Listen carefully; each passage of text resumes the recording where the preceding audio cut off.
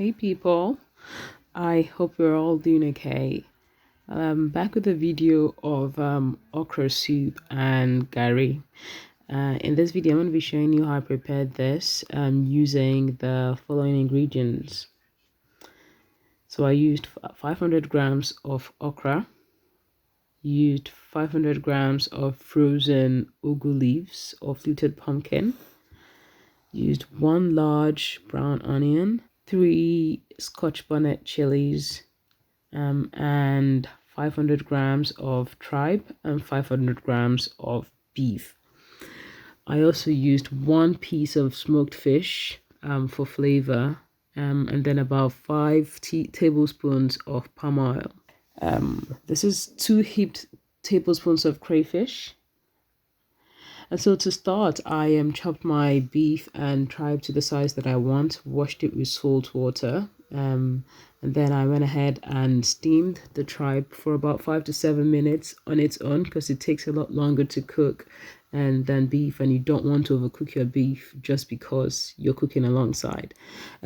I chopped half of the onions, and then the other I blend with the chili just to get different textures and also to make the soup a lot thicker. So I went ahead and while that was cooking, I chopped my okra. I'm showing you 2 techniques for chopping your okra. You can chop it into circles like I did there, or if you want a finer consistency, you could cut it into 4 parts and then chop as normal.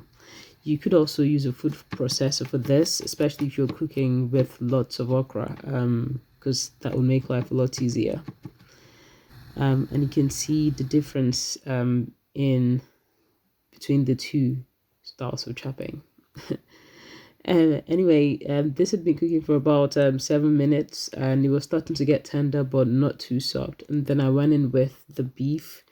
I also had washed my fish at this point, so I got that in there, and also started with my seasoning so that everything sort of cooked together and went into the meat. So I went in with the blended onion, chili, 1 stock cube, the crayfish, and lastly I had also put my salt in there. So that had boiled for a bit and the meat had gotten tender enough to eat. So then I went in with palm oil, and you can see that the color of the soup just changes. Palm oil can have a raw taste to it, so you want to boil it for about a minute just to sort of get rid of that flavor and also to get the oil to marry into the soup properly. So I leave this covered for a bit, just for about a minute, and get back to it. And so you can see that the color of the soup has changed from the time that the oil just went in.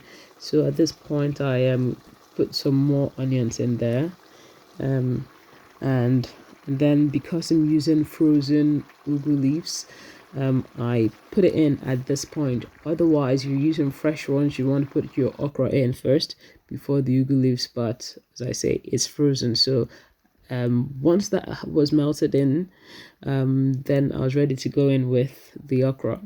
And with this, you don't want to boil the okra for too long. About 30 seconds of boiling covered is just enough, just to retain some nutritional value in them. And I don't think the camera did this justice, but this is the finished soup. And the final stage is, of course, to prepare your garri. And this is fairly simple. All you need is boiled water in a bowl, and then garri. This will very much depend on how hungry you are or the person you're preparing the meal for is. But one thing to know is that you certainly want some water on top of your garri. You don't want to cover the entire surface of the water with garri. If you happen to have mistakenly put too much garri in, enough to cover the water, you can always sort of pour a little bit more from your kettle in here. The idea is that the extra water will sort of get soaked in once you start turning the garri, mixing it all in.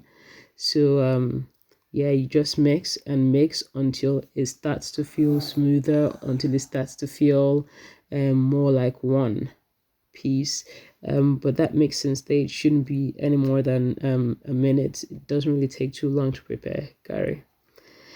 Also, you don't want to have any dry grains of garri left, and you're kind of good to go. And yeah, once you're done, you're good to serve. And this is kind of what it ends like. So thanks for watching and enjoy.